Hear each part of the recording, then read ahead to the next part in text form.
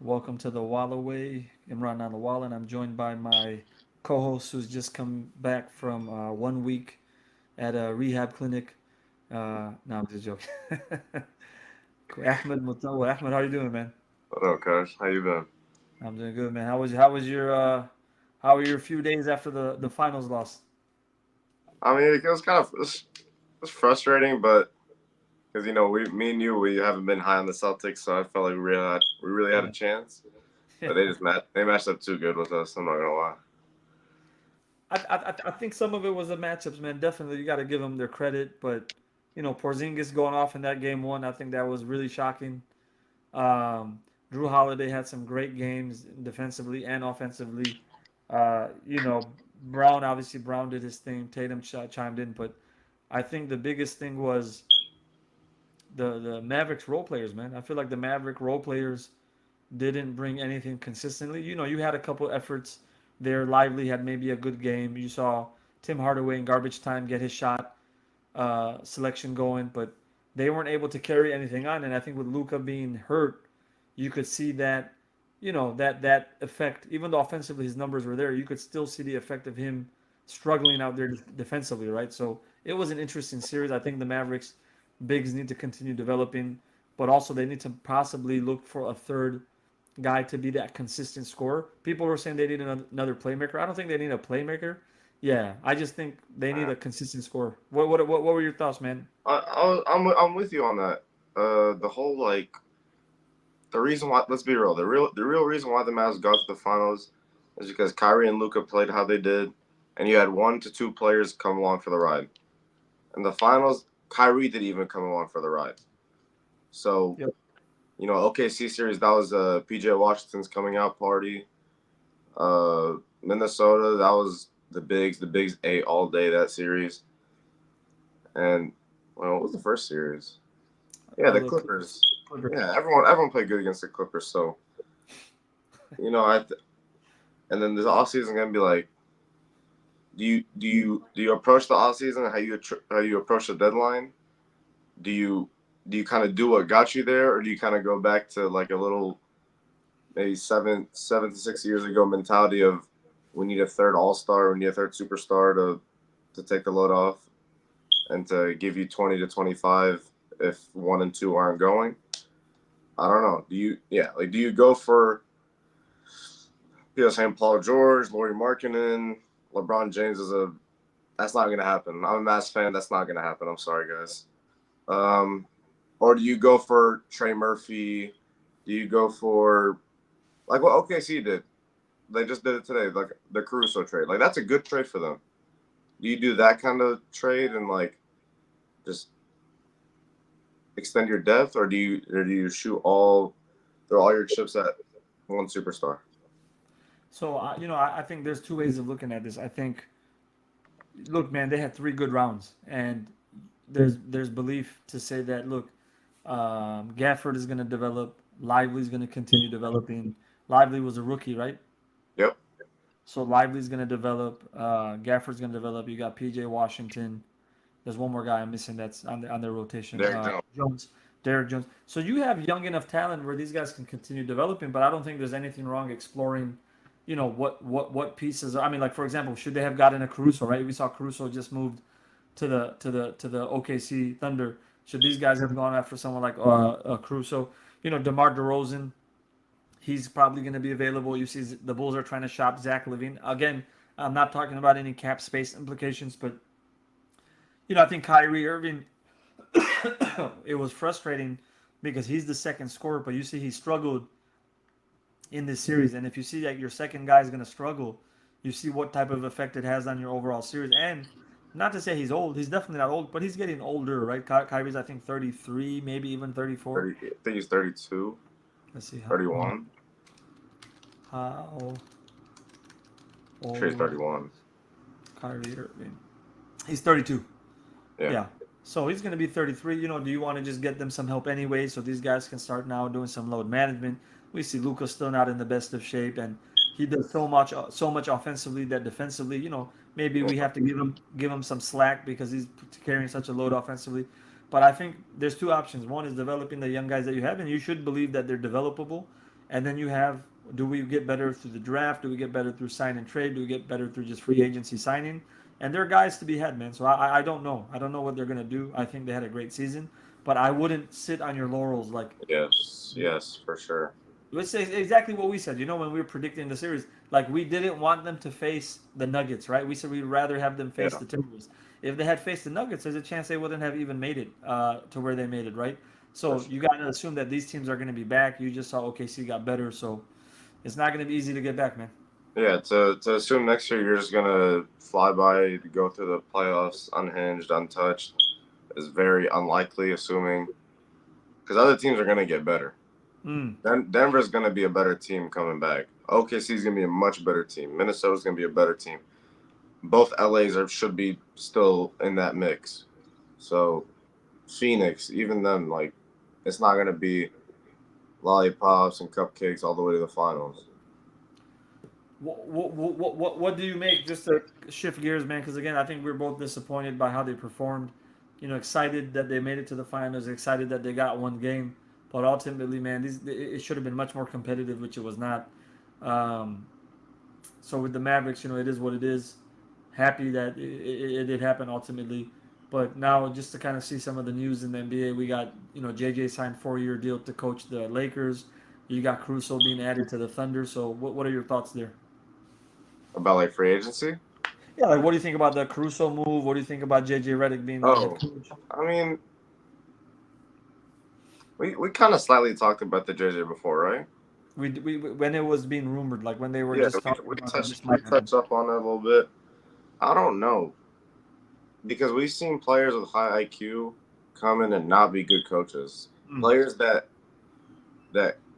coach, you've been watching basketball for a long time. You could probably name countless times you've watched a player and you were like, man, as soon as this guy retires, this is gonna be a great coach. Steve Nash wasn't a great coach. Let's be honest. He was a great assistant coach. He's a great skills developer. He wasn't a great head coach. Mm. JJ Redick's not even coming through assistants. He's not going through any. He hasn't climbed the ranks. So you're just gonna throw him into the biggest franchise in the United States and just, all right, go. You're just Yeah, gonna and give you him the can't ship. compare, even as players, you can't compare Steve Nash to JJ. Yeah, like how are veteran players gonna look at JJ? Like, dude, I played against you, dude. Like I know you. Like you're not, you know. I know that kind of sounds like that doesn't No, really make sense because Joe Mazzulla was younger than Al Horford, like that whole deal. Mazzulla, man, Mazzulla. Yeah, that is a funny character. Yeah, I Jesus, don't know. Jesus, Mary, and the Holy Spirit, like, you know, all his answers. Yeah, Yeah. No, look, I don't know, man. I think the JJ Redick, it's interesting, you know, like typically Laker coaches don't fare well, and you're not a tenured, experienced championship caliber coach where you're gonna just command respect. I think, yeah, there's that element of players like players do respect players, so they're gonna, you know, but depending on what type of approach he takes, like is he gonna be top down in terms of his leadership style? Is he gonna be like the Doc Rivers buddy buddy, you know, a players coach? But ultimately, I don't see the Lakers making any momentum. I don't see the Lakers making any yeah. noise, and we typically know how that works out, right? In terms of LeBron slash coach dynamic. So, other than this being something that LeBron wanted, I don't know what it's gonna turn into. I don't see anything good coming out of it. Just being honest. Yeah, it's gonna be interesting. It's gonna be interesting. You I know. mean, I see where you're coming from, but like, and I'm gonna agree with you for this sake, but I'm also gonna play devil's advocate real quick. What's the point of the Lakers still going back into that same pond and fishing for the same fish? You know, what's the You mean, point? What's the point going back and trying to hire the Monty Williams of the world, Doc Rivers of the world, Budenholzers of the world, all these guys that have been on the block? What's the point? You already know what they are. You haven't had a. I read a stat they haven't had a coach for longer than 3 years since, was it Phil Jackson or was it Pat Riley? no, the Lakers. No, I mean Phil was there for longer than 3 years, so it Sorry, might Phil. have been Phil. Yeah, Whichever one was the later one. yeah, Phil. Yeah, they haven't had a coach longer than 3 years other than Phil Jackson. So I don't know. Maybe they're just swinging for the fences and hoping. Hey, maybe we got a Joe Mazzulla, but Joe Mazzulla coached in college. He was. I don't know, man. It's gonna be something that's gonna have to unfold right in front of our face. Yeah, let's see what the real intention is with this move. If it's a legitimate coaching move, if it's to appease LeBron, if it's to get more podcast episodes on the road. I don't know. No, seriously, I don't know, man. I don't know what the. I think again, it comes with good money. It comes with a lot of marketing. It comes with a lot of exposure. So in some cases, you'd almost be dumb not to take a Lakers job, depending on how you're looking at it. Like look at Monty Williams. Monty Williams has been fired yet again, but nonetheless, he's gonna get paid probably most of his Yeah, contract, right? it's full guaranteed. So Still fully getting he's guaranteed. still getting paid from Phoenix. So you're getting multiple salaries from multiple teams. So if I'm JJ and it ultimately leads you to getting fired, and you're still going to get paid, and another team picks you up as an assistant or head coach, or maybe you go to college, or maybe you don't do more coaching and you go back to your podcast and media company. Why Hey, not? to him, it's no pressure. It's Mm. no pressure on him because, okay, I suck. I get 70 million right there. Whatever. I suck. Yeah. I get 70 million. I go back to broadcast. I go back to podcasting. I'm good. I got money. So, and if I win, I'm the new Disney movie that they're gonna make. You know, Is it he got 4 years 70? well, something like that, right? I didn't even look at the contract Because figures, I know man. Dan Hurley got 4 years. He got offered 4 years 70, 72. Maybe I'm, Coaching. I'm confusing both of them. He's gonna make 8 million a year, 8, 16, 24, 32. He's gonna make 32 32 now. and 30. Again, That's not chump change. That's still that's probably 32 million comparable to like dollars. the most he made in the NBA, bro. Yeah. So I don't know. For him, it's no. There's no lose situation. Yeah. What do you think about Caruso? I think that was to me Crusoe. Ever since I've discovered him on the Lakers, ever since I've been watching this game, he's been one of my favorite players, especially as a high school player that wasn't like a number one option, 5-star player, score 20 a game type of player. I Mm. kind of, and then parts of his game I like to model my game after. It's just hard nosed, guard the best player, play as hard as you can, knock down open shots. So he's been one of my favorite role players in the last 10 years. So, and to get a player that can actually hit an open shot, unlike Josh Giddey, it's gonna open up. I think that was a very good trade for OKC, Yep. and for Chicago, I didn't really understand it. Assuming you believe that Lonzo's coming back healthy, is he just a worse version of Lonzo? If you really think about it, he's just a Lonzo that can't shoot. I They both think. like to run the floor. They both like to pass. They both like to rebound. They both like to outlet, get out, Showtime Laker style. But I mean, assuming Lonzo's unhealthy, I guess it's a cool trade. Um. Yeah, I don't know, man. I don't know what to make of it either. I think they look at it as potential. Like he's got potential to be a higher caliber player if he wasn't you know, in an OKC team that has a crowded backcourt and some depth. So I think the idea here is to get him some playing time, to get him some, time to develop. But I think that comparison to Alonzo is very, very spot on. But again, makes complete sense from OKC. You just got better, right? For the Bulls, they're trying to actively ship DeRozan. They're actively trying to ship what's his name, our boy Levine. But I Levine. don't think they would mind moving past DeRozan. So I don't I know, man. think I think I think they're gonna blow it up right here this summer. That's something they should have done 2 summers ago. Honestly, let's be 1,000. But I think Levine's gone. I think DeRozan's gone, and I think Vucevic is gone. I think they're gonna build around Kobe White, and I mean, can you build around Lonzo with his health? But I think they'll try to build No, around Kobe that's White. that's over, man. You think That's that's over. done? Yeah, I mean, even if he comes back, it take when you miss this much time, you don't just come back and you're Yeah, at the level of where you were when you left, right? yeah. So no, that's you're not. I don't think you're ever going to see that level of Lonzo. Who knows? I just don't see it happen. I've never seen like a precedent. Even like a guy like Paul George or Sean Livingston.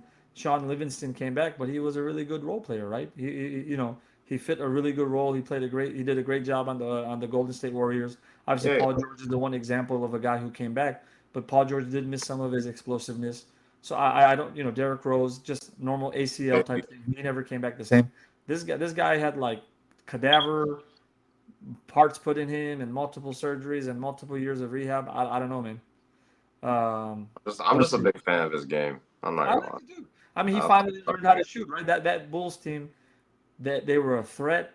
I think for a period they were like the number one seed in the East, and yeah, they got. There was like at the All Star break, they were like the fourth, third yeah, seed. Yeah, they were good. yeah. Lonzo would push. He could shoot the outside shot. You had DeRozan, who was a mid-range master. You had Levine. You had Vujicic. No, it was a good team, man. But for me, those days are over. The Bulls need to figure out where to send these guys to give them a chance to do something with some serious contenders. But that's really it for the Bulls, man. I don't see the Bulls doing anything soon, anything anytime soon. Yeah, they're gonna suck for a while. I'm not gonna lie. Yeah. What else are you keeping your eyes on in the NBA, man? I feel like there was something I was gonna say and I forgot. There's something I was gonna ask you. And we kind of already talked about like. Oh, here I'll ask you a question. Who Go ahead. do you think anyone that's not, I don't want to say not expected, like that's gonna be a shock to move is gonna move? Anyone that's not a shock to move? Like you think like a player like, I mean it's not a shock, but I'm saying like, you think Mikal Bridges might be on the move this summer? You think Yeah. Donovan Mitchell will be on the move? You think Someone's going somewhere, man. So like with the NBA, sometimes you have teams who always practice extreme patience, and you have other teams that are always trying to make at least improvements or changes on paper, right? So someone's gonna get moved, whether it's a whole bunch of players or just a couple of players. Even though the draft class is weak, are people gonna make package players and expiring contracts for a litany of draft picks, or trying to get into next year's draft, which is supposed to be like much deeper, right? yeah. So I don't know. I think people there's always going to be players on the move, whether that's a Donovan Mitchell, whether that's Mikal Bridges, whether that's a DeRozan, whether that's all these guys that the Clippers have that to get swept again in the first round. So there's always going to be players who are on the move, and it's exciting for me too as a basketball fan. I love when there's movement, right? Sometimes it's just fun because it creates, we get to update our rosters on NBA 2K Oh yeah. and have some fun. We'll see, man. We'll see who winds up moving. The draft is in 6 or 7 days, so I think we're gonna start seeing some change. We're gonna see some movement and some news by then. Do you see any teams making like any like, man, we're one player away from really like competing? Like any kind of like just crazy, just like crazy package, like Donovan Mitchell level package. Like when he went to Cleveland. Let's see what the Knicks wind up doing. I think I'm keeping my eye on the Knicks. Let's see what the Pacers wind up doing. I don't think the Pacers, given if everybody's healthy, I don't think they make it as far as they did. But Nope. I hear they're gonna throw the max at Pascal Siakam. That's gonna be interesting. Let's see what the Bucks wind up doing with the coaching situation and the player situation. Um, I think Philly might make a move.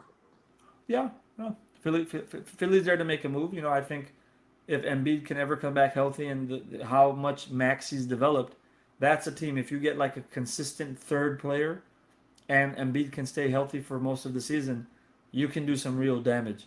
So I think they're there. I think the Mavericks are there in terms of what we spoke about already, just adding a third consistent scorer. I think the Nuggets might retool a little bit, but I don't think they really need to retool a lot. Um, I mean, like a Man, guy I like feel like the Nuggets are in a weird spot. what if they picked up someone like a DeRozan? That's kind of No, that's kind of Michael Porter's spot, no? is Michael Porter? Is he always a starter? Yeah. Yeah, I mean, I don't know. maybe move him to the four and then DeRozan plays the three. I don't know. I think even though DeRozan's older, his production is still so high, man. Like I think he's gonna be attractive for teams that are like on the cusp or have the talent, right? And even I'm looking at his minute average, bro. Man, he averaged 37 point. He almost averaged 38 minutes a game at this age. A lot. He shot 48% from the field, which is good. He made 24 points a game. He shot 33% from the three. Obviously, in this era, not so good. 4.3 rebounds, 5.3 assists. I don't know, man. I don't Yeah, know. there's a player there for sure. I wonder where he is all time scoring list. DeMar DeRozan all time points. Oh, you just reminded me. What's that? We'll talk about it in a minute once we're done So with it. now DeMar is 31 all time in points. Not bad. Not bad. That's not bad. He's only 86 points away from Steph Curry. Wow. Dang. Wow. Hey, DeRozan's been hooping for a minute, guys. DeRozan's been hooping. What did you remember? Or not now. I just remember too. Go ahead. I think it was on Gil's podcast. Correct me if I'm wrong. They were talking about Drew Holiday, Uh-huh. and they were talking about where he ranks in his era of point guards. And they said top. I think some said top 3, some said top 5. I think Mm. that's crazy. Mm. I think they said guards, not even point guards. They said guards. I think they're probably looking at it comprehensively in terms of the impact he has on the defensive side, because there's no question that over the last whatever years, he's a top three defensive guard in terms of like guard for point guards or shooting guards. And his defense, man, it's much better. Like I love Patrick Bev and all these guys, but his defense is much better than those guys. And then if he gives you anything offensively, obviously that's a plus. And I think if you also look at it, that he was a starting point guard on two championship teams, that also elevates his status, right? So I think they're looking at it now that he's somewhere in the tail end of his career or entering the tail end of his career. They're looking at it comprehensively. But I think if you're looking at like all-time point guards, I mean, you got CP. But from what era? Just his era, they said. Yeah, just say like the 2010s on. I mean, if D Rose doesn't get hurt, I would say D Rose is definitely there. You know, people will put Russell there, Westbrook because of the stats. But I would rather have a Drew Holiday any day over a Russell Westbrook, in my opinion. I mean, Would bro. you not would you rather have him on your team? Whose like legacy is better? Again, depends how you look at the game, man. If you look at it very surface level, there's no question. The guy who gets all the triple doubles, all the points, the rebounds and assists, etc. But if you look at it from legacy, a guy who goes off as a two-time champion on two, on as a starting point guard on two teams and was looked at as the missing piece, like think about like someone had a great comparison or analysis the other day. They said, man, they said it in such a poetic way.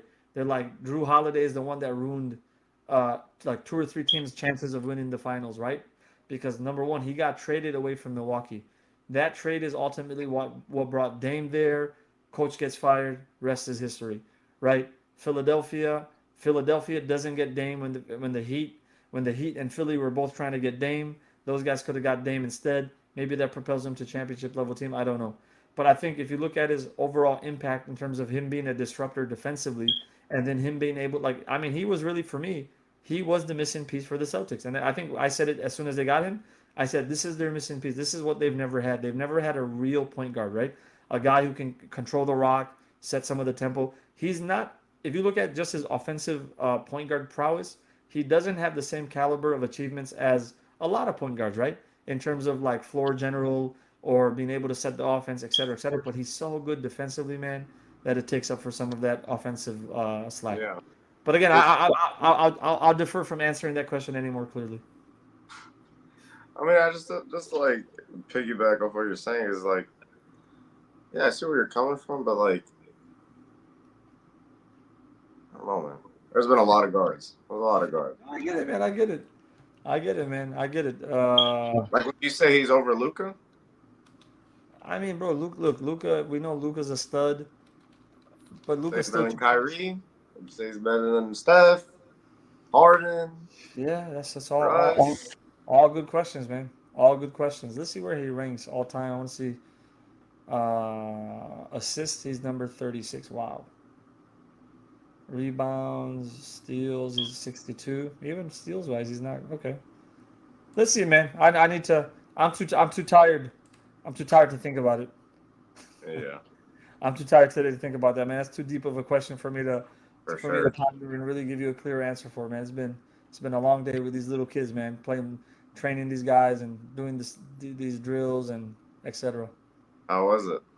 It's good, man. It's 3 days a week, 2 hours a day. So it's like Tuesday, Wednesday, Thursday for 2 hours. Friday nights, I got the 2 hours. And now I'm going to be having Saturdays and Mondays, man. It's going to be like 5 days a week.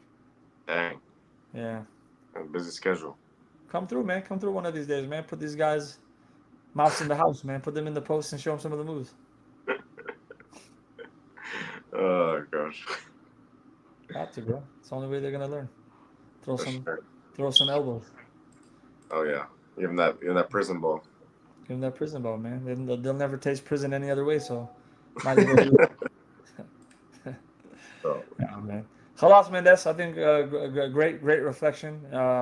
Let's plan on doing one next week, either right before the draft or maybe even during the draft. Let's see. Maybe we do a live session while the draft is going on for maybe the first 5 to 10 picks. that sounds good to me. Okay, man. So All right, let's lock it up for next week and we'll go then. Inshallah. All right, man. All right. Welcome, sir.